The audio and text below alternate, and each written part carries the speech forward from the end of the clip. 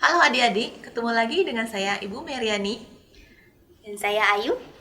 Pada sesi ini kita akan membahas topik pengaruh penerapan ERP system dan risk management terhadap kualitas informasi dan dampaknya terhadap pengambilan keputusan.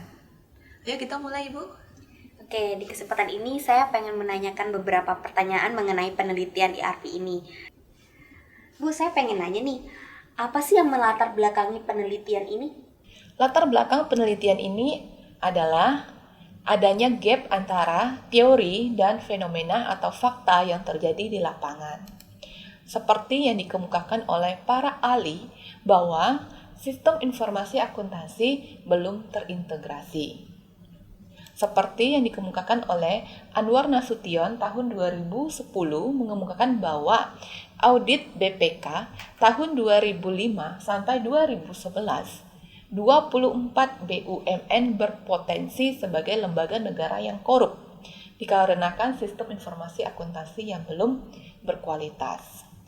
Berikutnya fenomena dikemukakan oleh Bapak Hadi Purnomo tahun 2010 dan Agus Martowardoyo tahun 2010 mengemukakan bahwa hasil audit 8 kementerian pusat disclaimer opinion dan hasil audit Departemen Keuangan disclaimer opinion disebabkan oleh buruknya sistem informasi akuntansi.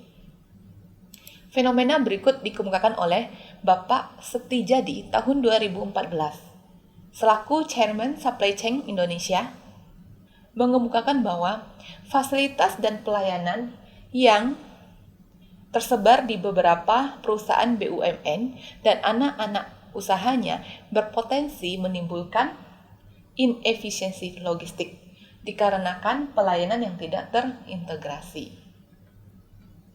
Berikutnya dikemukakan oleh Haryo Sulistyoso tahun 2014 mengemukakan bahwa sistem informasi transportasi massal nasional BUMN belum dapat diandalkan.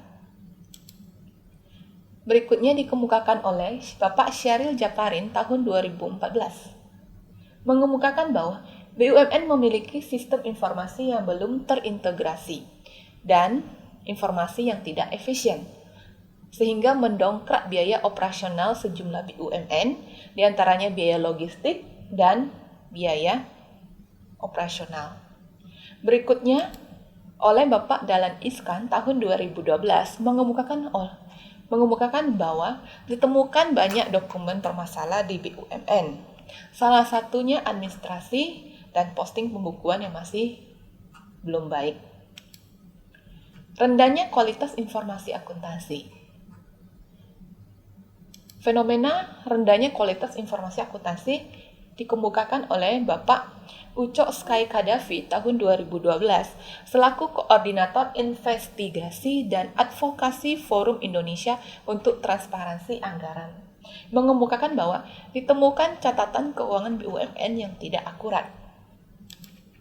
Berikutnya dikemukakan oleh Bapak Isaka Yoga tahun 2012 selaku Direktur Eksekutif Asosiasi Emiten Indonesia mengemukakan bahwa perusahaan BUMN masih takut dalam hal transparansi laporan keuangan. Rendahnya risk management disebabkan rendahnya kualitas informasi akuntansi dipengaruhi oleh risk management. Informasi akuntansi yang buruk dikarenakan lemahnya Enterprise Resources Planning System. Rumusan masalahnya dalam penelitian ini apa ya, Bu? Rumusan masalah dalam penelitian ini adalah risk management.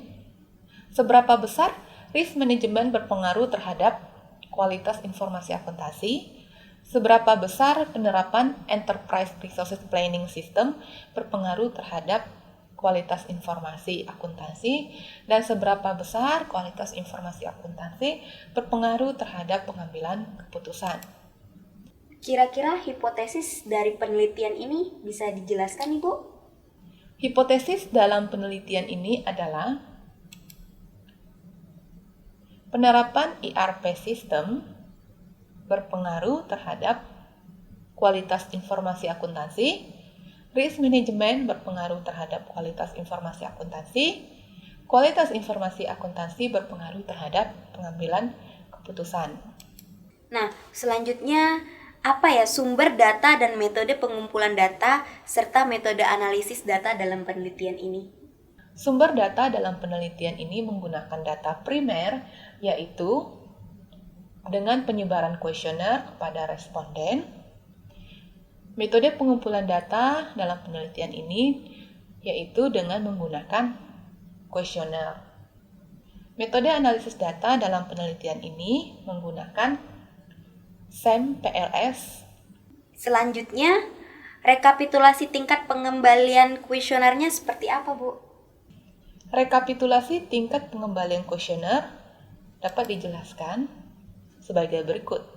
Jumlah kuesioner disebar 105 entitas atau perusahaan, responden 315 responden, kuesioner kembali 61 entitas atau perusahaan, kuesioner kembali dari jumlah responden sebesar 146 responden.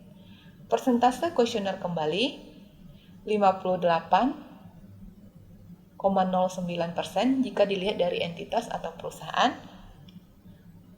Persentase kuesioner kembali jika dilihat dari responden 46,35%. Siapa respondennya? Respondennya adalah pimpinan atau manajer, kepala divisi keuangan, kepala divisi akuntansi. Selanjutnya, validitas dan reliabilitas kuesionernya kira-kira bagaimana? Validitas dan reliabilitas kuesioner dapat dilihat dari semua variabel yang telah diuji validitas dan reliabilitas kuesioner, hasil estimasi dan evaluasi model pengukuran tahap pertama, P lebih kecil dari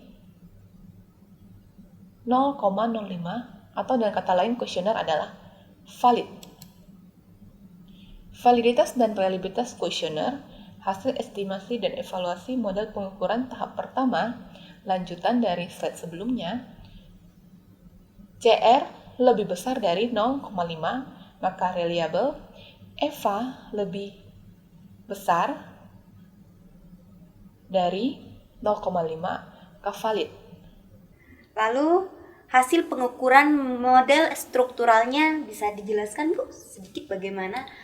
Risal, hasil pengukuran model pengukuran struktural, di mana penerapan sistem ERP dengan nilai P 0,009 signifikan menolak H0. Risk management berpengaruh terhadap kualitas informasi dengan nilai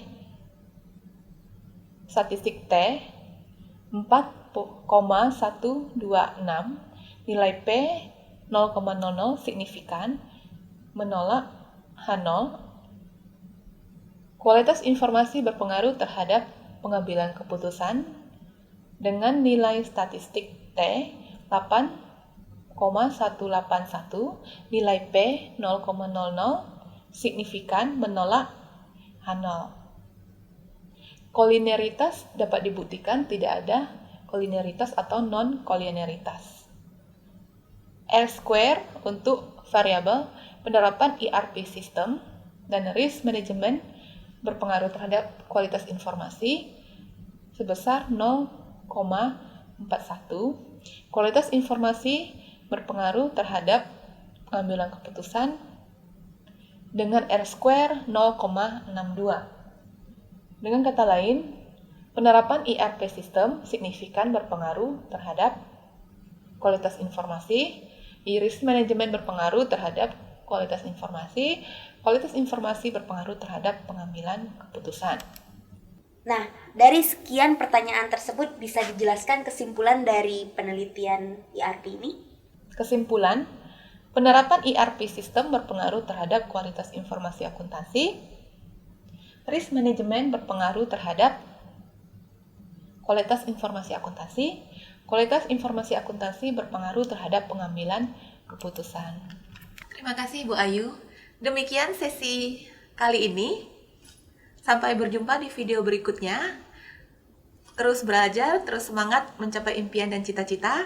Sampai ketemu, saya Ibu Meriani. Dan saya Ayu. Bye-bye.